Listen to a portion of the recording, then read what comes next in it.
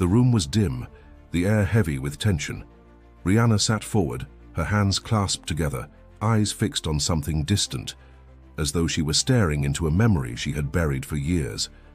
Her voice was steady, but carried the unmistakable weight of someone about to reveal something monumental. "I've never told anyone this," she began, her fingers trembling slightly. A long pause followed as she inhaled deeply. "But it's time. It's time you all know the truth. About what happened that night. With Diddy." Her words lingered, hanging in the air like a thundercloud about to burst. "Before we go any further," she added, her gaze sharp, "make sure you hit that subscribe button right now, because what I'm about to share, nobody else has ever dared to say." The story began years ago, back in 2016. Rihanna was riding the highest wave of her career. Her album Anti was dominating charts worldwide, her fashion line was gaining momentum, and her name was synonymous with power, independence, and influence. But with that success came invitations, not the usual award shows or charity galas. These were far more exclusive. Private, unlisted events hosted by the true puppet masters of the entertainment industry. Among those was Sean "Diddy" Combs, an icon in his own right. A mogul, a man whose influence extended far beyond music, into fashion, business, real estate, and, some whispered, even politics. People loved him for his charm, his hustle, his apparent generosity. But there were always rumors. Stories passed in hushed tones at after-parties and whispered in green rooms. Stories no one could ever confirm, until now. The invitation had come out of nowhere. No formal email, no PR contact, just a simple, cryptic phone call to her manager. "Diddy expects Rihanna tomorrow night. It's important." Important. The word carried weight. In the industry, a summons like that wasn't a request, it was an obligation, and yet something felt off. Rihanna wasn't naive. She knew the industry was layered with complexities, some darker than most would ever imagine. But curiosity mixed with an instinctive need to protect her standing led her to accept. After all, refusing someone like Diddy could mean burned bridges, opportunities lost, doors quietly shut forever. Her security team wasn't thrilled. They'd heard things, whispers of gatherings that weren't quite parties, of deals that weren't entirely legal, of bonds forged through secrets rather than contracts. The address wasn't an address at all. Instead, it came as a set of GPS coordinates sent via encrypted message. No further details, no guest list. Just a location high in the Hollywood Hills, far from prying eyes. As the night arrived, Rihanna dressed with caution rather than flair. A simple black silk gown, elegant but unassuming. Her driver pulled up the winding road, leading to an estate unlike any she'd ever seen. Massive iron gates loomed ahead, guarded by men in black suits with no insignia. No press, no fans, no chaos. Just silence. At the gate, her phone was requested. "House policy," the man said with a flat, rehearsed tone. She hesitated. No phones meant no proof. No way to call for help if things went sideways. But refusing could mean being turned away, and that in itself could be riskier. Reluctantly, she handed it over. Inside, the mansion was a cathedral of excess. Marble floors gleamed under gold chandeliers. Waiters in tuxedos carried silver trays of champagne and hors d'oeuvres. Music played softly, but it wasn't a party atmosphere. It was too controlled, too deliberate. She scanned the crowd. Familiar faces dotted the space. A-list celebrities, business tycoons, and people she couldn't quite place but knew carried weight in this world. Yet, every conversation stopped the moment her gaze met theirs. Smiles faded, eyes diverted. Something was wrong, very wrong. Then, as if on cue, a man in a tailored suit approached her. "Mr. Combs would like to see you upstairs." Alone. Her heartbeat quickened. She nodded, masking her rising apprehension with a neutral smile.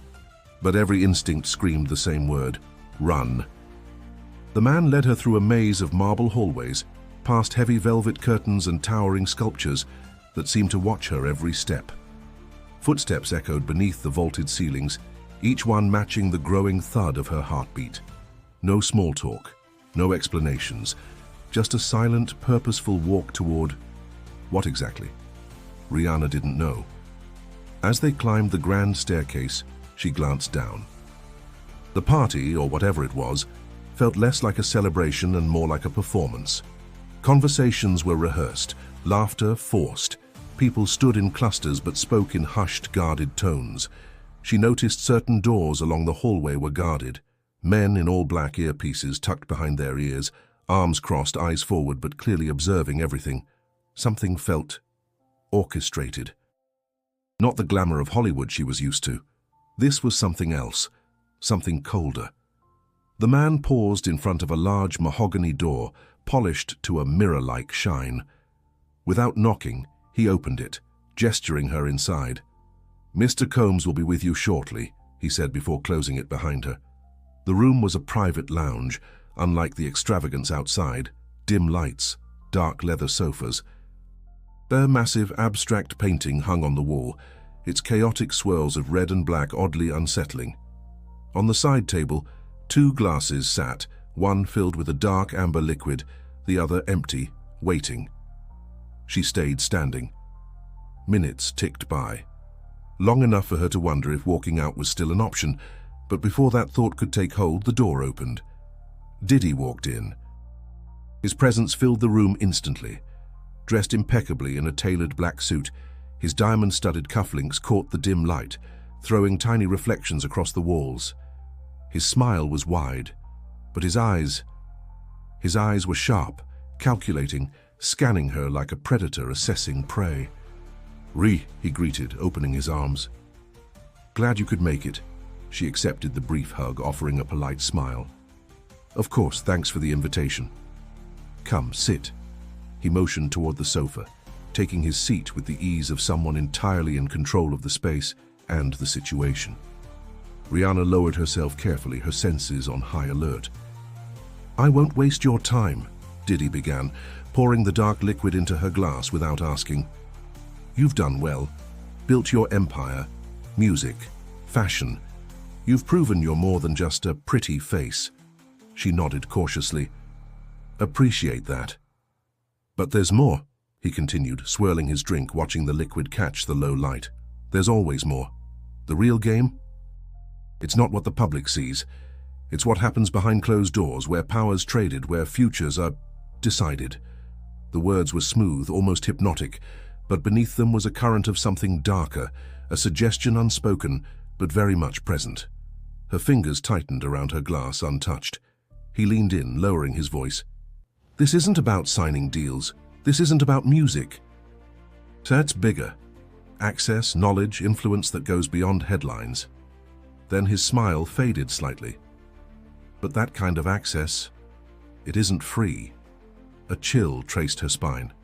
"What do you mean?" she asked, keeping her tone neutral. Diddy's gaze didn't waver. "Loyalty," he said simply. "Discretion. And sometimes participation." Silence filled the room, heavy, suffocating. Her pulse raced. Her instincts screamed louder now. This wasn't business, this wasn't networking, this was a test, a threshold. Once crossed, there would be no going back. Just then, loud voices echoed from the hallway, raised, tense.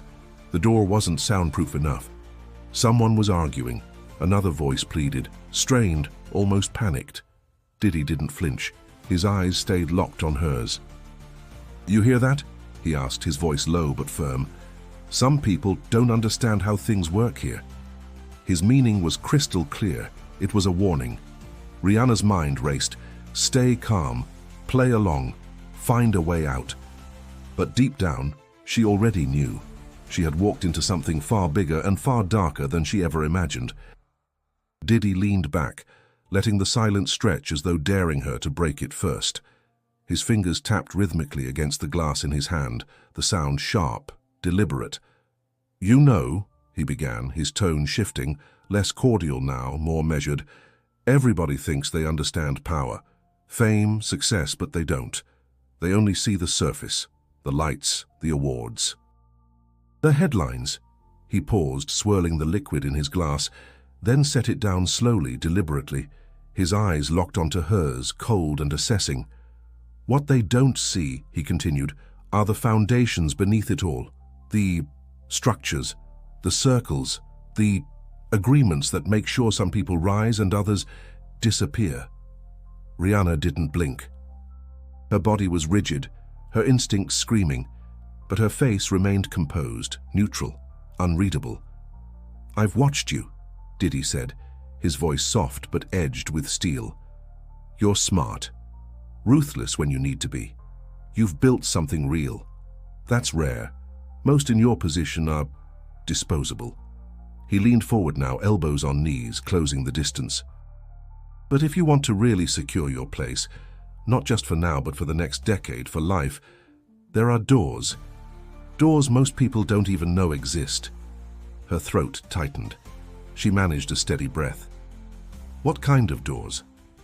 A slow smile curved his lips, but it didn't reach his eyes. "Doors that lead to power beyond the industry, influence that controls governments, tech, finance. The kind of power where headlines are written because you allow them to be, or aren't written at all." He reached into his jacket pocket, pulling out a sleek black card. No logo, no name, just an embossed symbol. He placed it on the table between them. "This is an invitation," he said quietly. "Not everyone gets one." She didn't reach for it.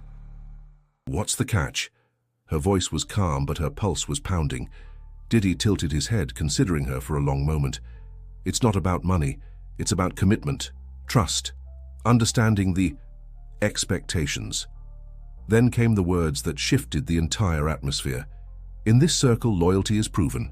Sometimes through acts of trust, sometimes through silence.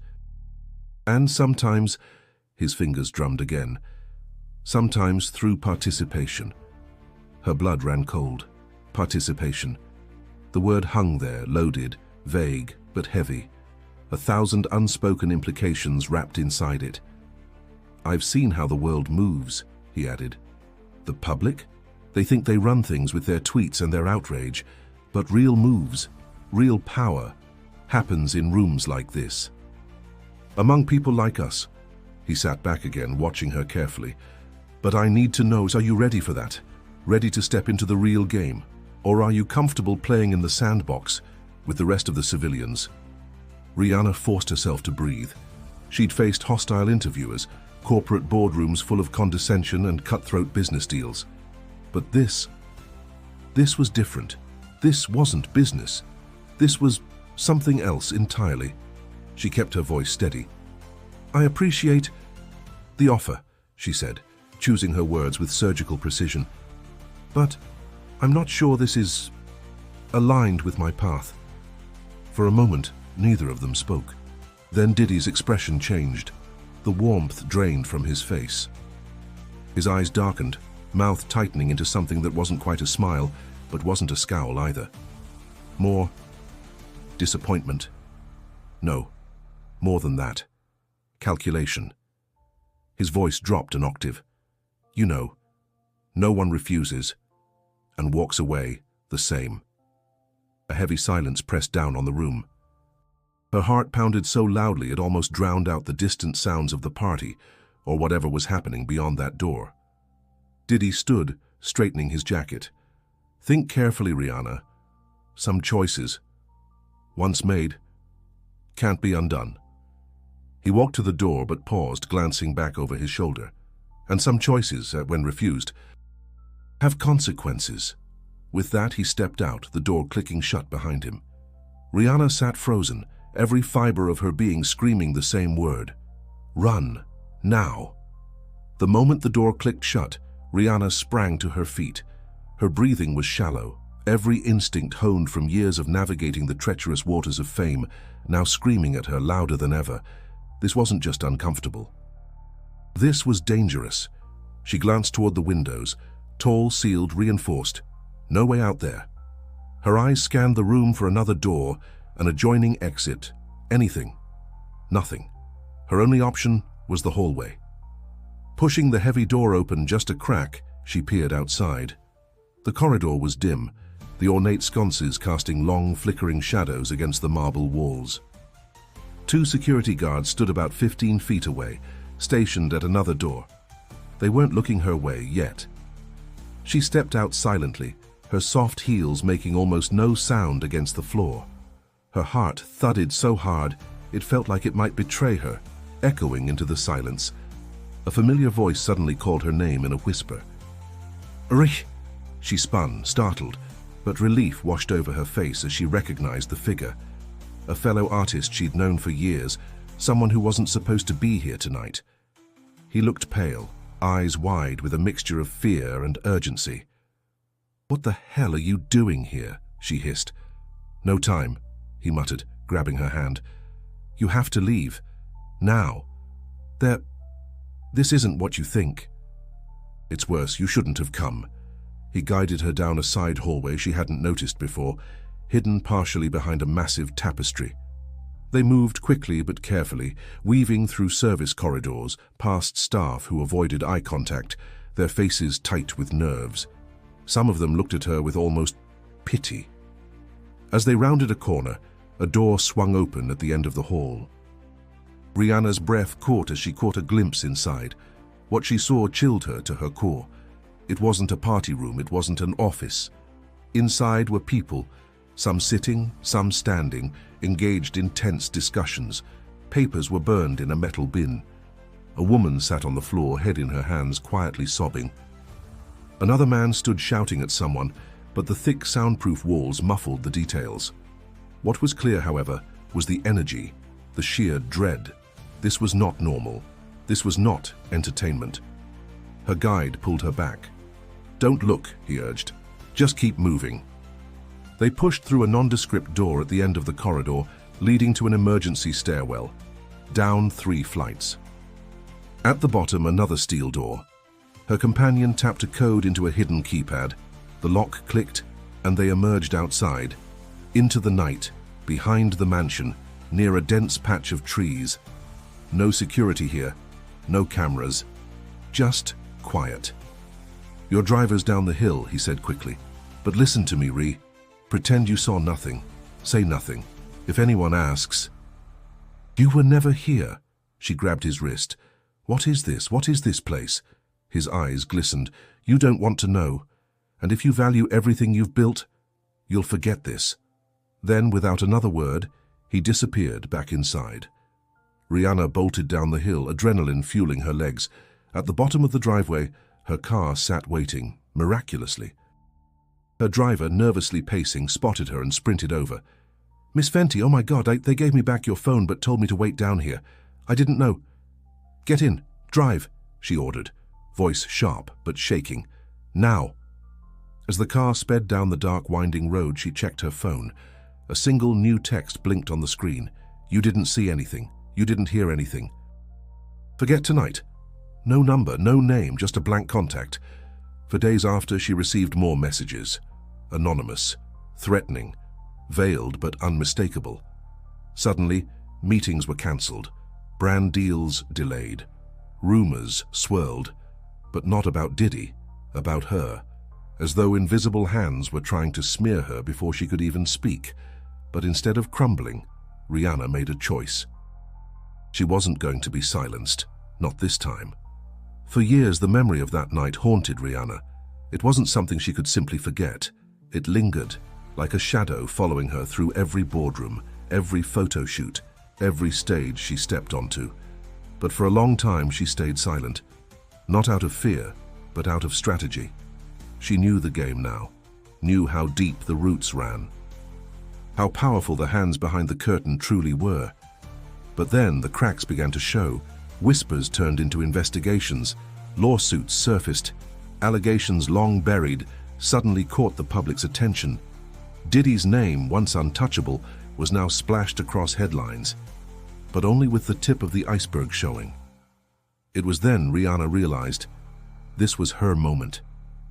"This isn't just about me," she confessed, sitting in that same quiet studio years later. Her voice was firmer now, laced with conviction. "It's about how this entire system has worked for decades." She recounted how, after that night, she quietly began piecing things together. Stories from fellow artists, some bigger, some still struggling. Names she couldn't believe, names no one would believe.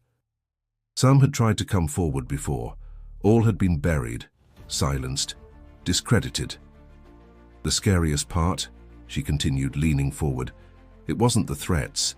It wasn't even the power they held. It was realizing how many people knew and how many pretended not to. Her own survival wasn't by accident, it was by design. She distanced herself, built Fenty from the ground up.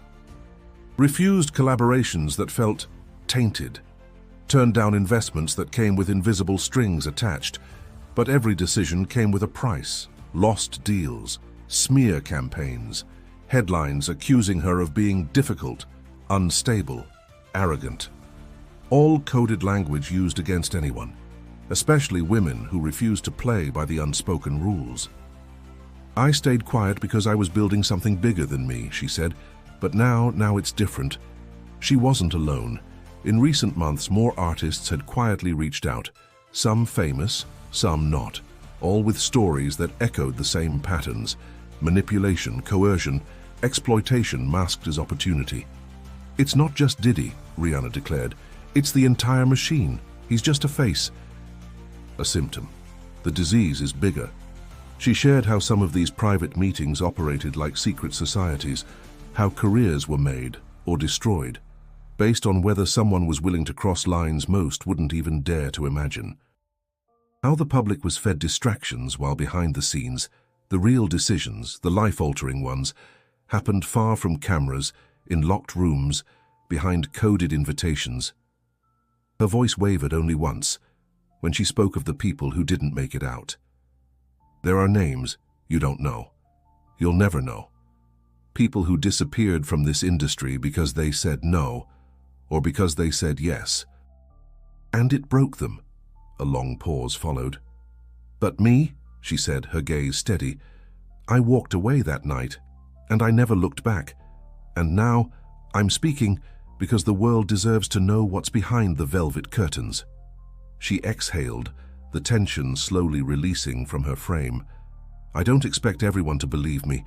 Some won't, some can't. But those who know, they know. And maybe now more of us will stop being afraid. Her expression softened, but her voice sharpened for one last message.